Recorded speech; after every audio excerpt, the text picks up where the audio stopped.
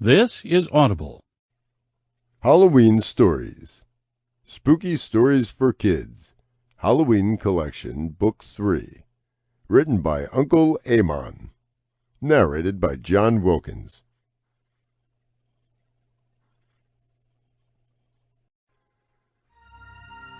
Skulls on a Fence. I was upstairs doing my homework when I heard the most blood-curdling scream. It sounded like it was coming from outside. I got up from my desk and looked out my bedroom window, but I couldn't see a thing. It was too dark. I went downstairs to my younger brother, Joey, had walked in the front door. He looked like he had seen a ghost. His face was pure white. "What happened?" I asked. "I thought I heard someone screaming." "That screaming was from me," said Joey. "Have you seen what's outside on the fence?" "You mean the skulls?" I asked, laughing. "Yes," said Joey. "The fence is lined with 1,000,000 skulls. They scared the daylights out of me." "Dad got them from the dollar store." I laughed. "They're just Halloween decorations." "Have you seen them lit up?" Joey asked. "No," I admitted. "I haven't." I put on my shoes and went outside to the front lawn. I had to admit, the skulls did look pretty frightening. Dad had rigged up a light into each one of them so they shone brightly in the dark of the night. "Do you boys like my skulls?" asked Dad, who had just pulled up in the driveway. "They sure are spooky," I said. "They spooked the daylights out of me," said Joey. "George and Joey," said Dad. "Can you go open the door of the garage for me?" "Sure, Dad." I went over to the garage door and Joey followed me. When I pulled the switch for the garage door to open, something spooky fell from the top of the garage and floated over to the big tree on the front lawn. "Dad!" I screamed. "What was that?" "I rigged up a witch to go from the garage over to the big tree," smiled Dad. "It is for Halloween." "Do you have any other tricks we should know about?" asked Joey. "No, boys," laughed Dad. "Those two are the only ones. Can you boys come help me with the groceries?" asked Dad, opening the passenger seat of the car. "No deal," I said. "I have promised there's nothing else," said Dad. I went over to the passenger side of the car and grabbed the grocery bag from Dad and quickly went into the house with it. "I told you there was nothing more," said Dad. I went into the kitchen and I set the grocery bag down on the counter. Meanwhile, Joey and Dad had just come into the kitchen and they set their bags on the counter. We started pulling the groceries away and all of a sudden there was a loud screeching noise coming from the pantry. "Dad!" Joey screamed. "I thought you said you didn't do anything else." "I didn't," said Dad. Both Dad and Joey looked at me, and I couldn't help but laugh. I had rigged up a tape recorder to play spooky music whenever anyone opened the pantry door. "At least we will be able to tell if anyone is in the pantry," laughed Dad.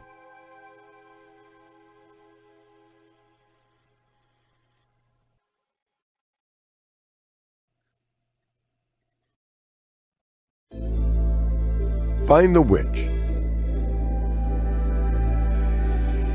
"I am so glad that it is Halloween night," said my younger brother Aaron. "Yes," I said. "I love Halloween. Are you ready to go trick-or-treating?"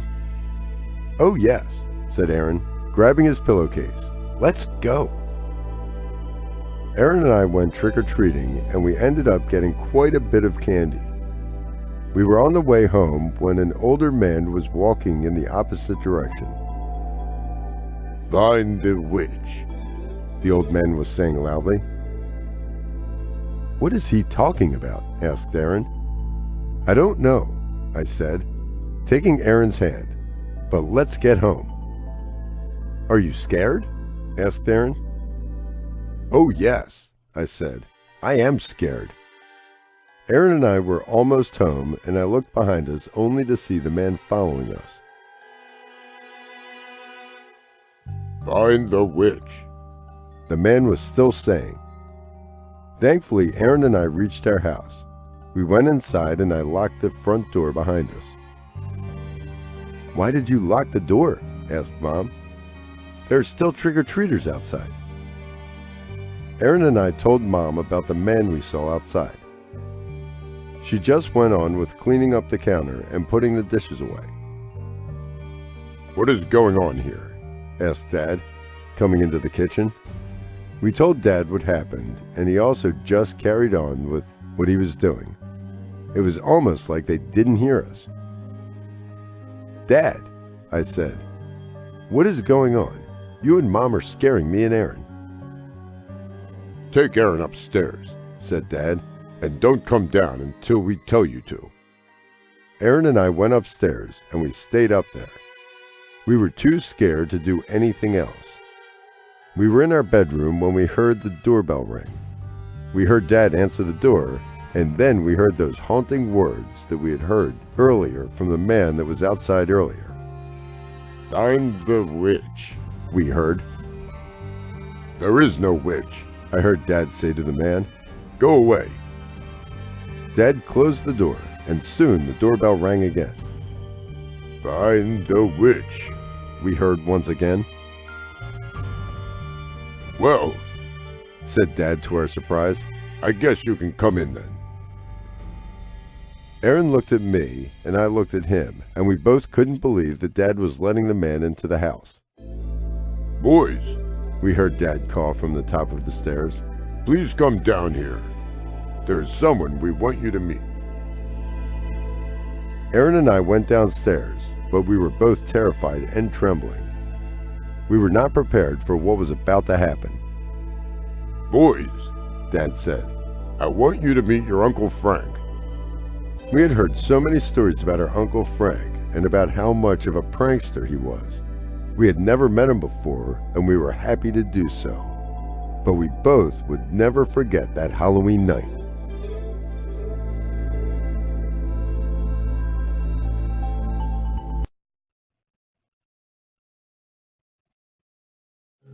Haunted House. Halloween was finally here, but for some reason, I didn't feel good about it. In fact, I felt scared out of my wits. I was in my room pacing when I heard a knock at my bedroom door. "Reggie," said my best friend Frankie, "come on, we're going to be late." "I don't want to go," I said. "What do you mean you don't want to go?" asked Frankie. "We have had this plan for months." "No," I said. "You have had this plan for months." "Wait," said Frankie. "You are scared, aren't you? You are scared to go into the haunted house." "Scared?" I said, trying not to let Frankie know that I really was scared. "No, not me." "Then get your shoes and let's go," said Frankie. Reluctantly, I put my shoes on and followed Reggie. We walked a few blocks, and as we walked, it seemed to get darker and darker. We walked past a few trick-or-treaters. I stopped to watch them, and they went from door to door, getting lots of candy. "Come on, Reggie," coaxed Frankie. "Let's go." So we arrived at the haunted house. I felt the hairs on my neck rise as we walked up the walkway. I happened to glance at the upstairs window, and I saw a flash of something moving. I stopped dead in my tracks.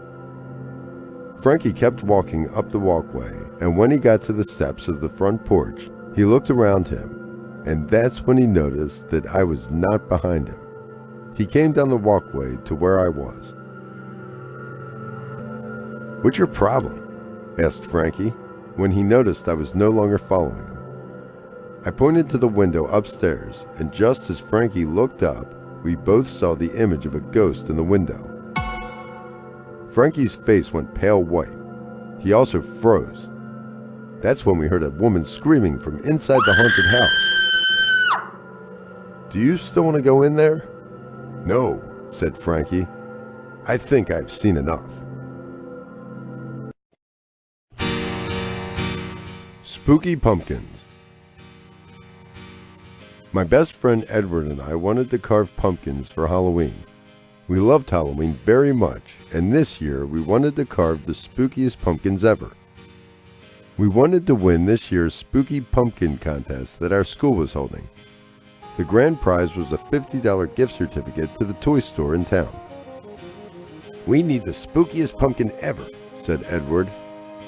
"Yes," I said.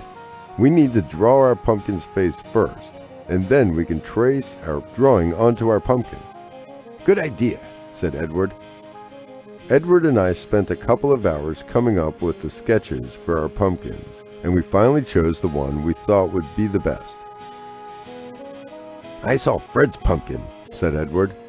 "Oh," I said. "What was it like?" "Well," said Edward, "we have some serious competition." "Seriously?" I said. "So, in other words, Fred's pumpkin is better than ours, isn't it?" "Possibly," said Edward. "Great," I said, reaching for our sketches and crumbling them up. "What are you doing?" asked Edward, grabbing the sketches from me before I destroyed them all. "We don't stand a chance," I said. "If Fred's pumpkin is better than ours, he is going to win." "We might be able to get him eliminated," said Edward. "What are you talking about?" I asked. "His dad is a digital artist," said Edward. "All we need to do is find out if he actually carved the pumpkins himself or if his dad did it for him." "Ah," I exclaimed, "but how will we ever find out who did it?" "I have a plan," said Edward. The morning of the pumpkin carving contest came, and we were in the gymnasium waiting for the judges to come. Edward went over to Fred's table, and I saw him knock Fred's pumpkin to the floor. The pumpkin was ruined. "Oh dear," said Edward. "I am sorry. I have destroyed your pumpkin." "What have you done?" screamed Fred.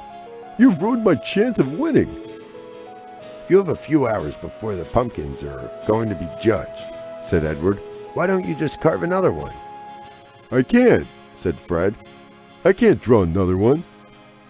"Is that because your dad isn't here to help you?" asked Edward. "What are you talking about?" asked Fred. "Johnny and I think your dad helped you with your pumpkin," said Edward. "That is against the contest rules and can get you eliminated." "You did this on purpose," said Fred. "I will never forgive you." "We will never forgive you for cheating," I said to Fred as he walked away in a huff. Edward and I won the contest that year, and Fred did apologize to us later that afternoon. "I do really like your pumpkin," said Fred. "I am glad you won. I'm sorry that I cheated." "I am sorry that I smashed your pumpkin," said Edward. The three of us decided that we would work together on next year's contest.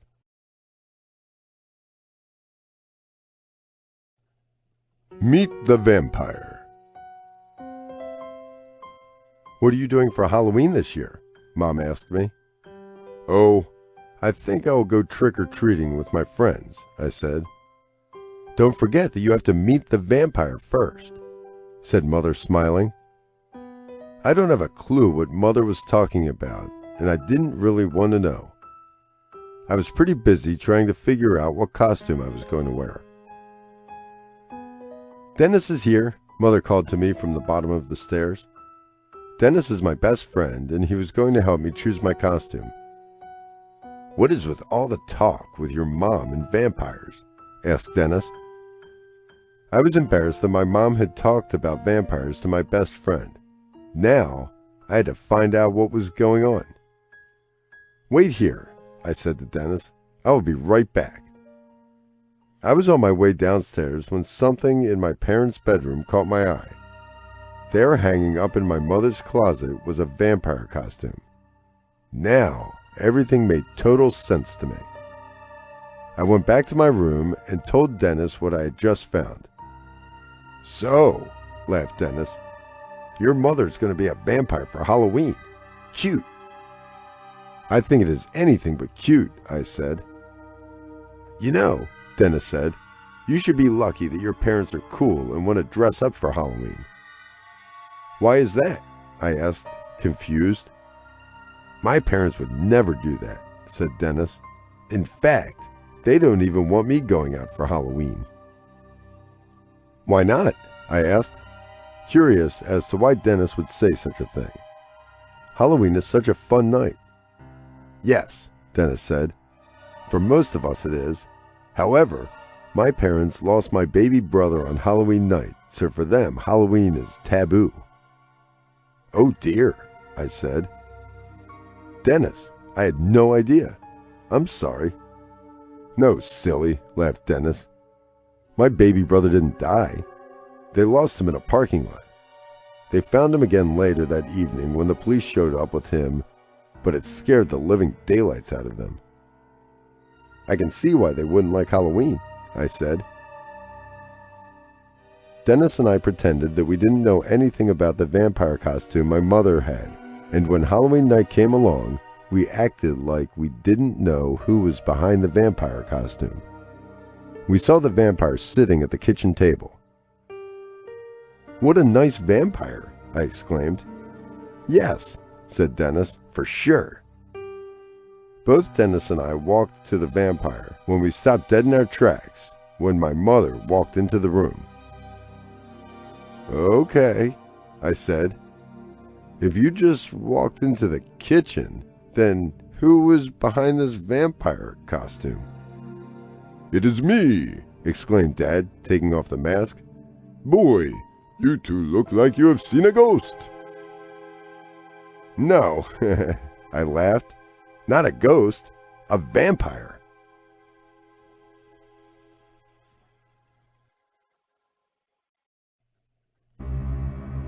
Halloween jokes. Why did the monster take his nose apart? To see what made it run. What do ghosts drink in the morning? Coffee with 2 screams and 1 sugar. What should you do if a monster runs through your front door? Run through your back door.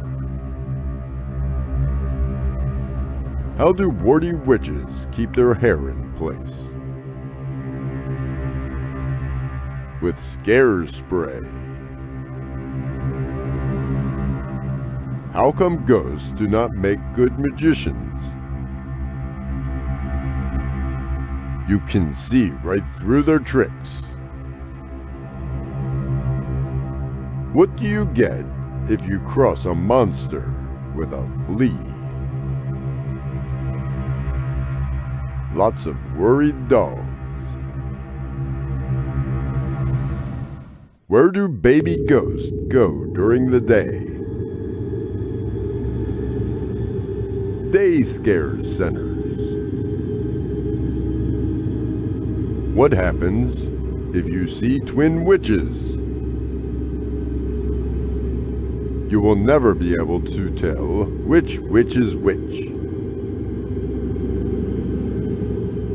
What did the teenage witch say to her mother? Can I have the keys to the broom tonight? What does a monster do when he loses his head? He calls a headhunter. What kind of witch loves to go to the beach? A sandwich. What did the little ghost eat for lunch?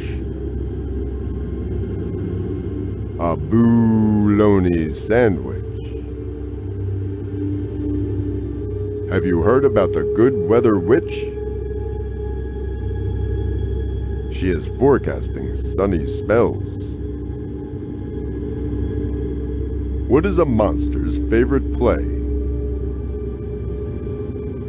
Romeo and Juliet. On which day do monsters eat people?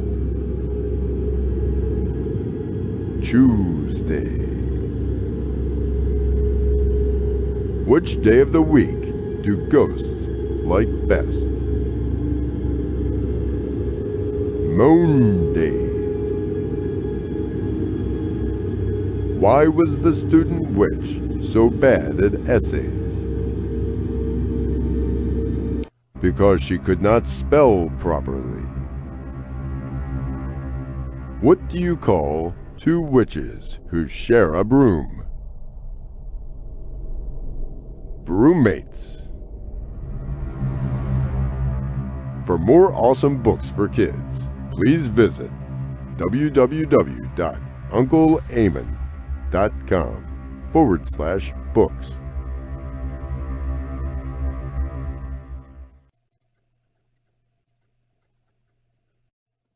This has been Halloween Stories, Spooky Short Stories for Kids, Halloween Collection Book 3, by Uncle Aemon, narrated by John Wilkins.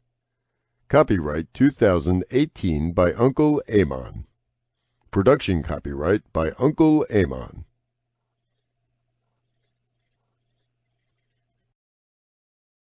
Audible hopes you have enjoyed this program.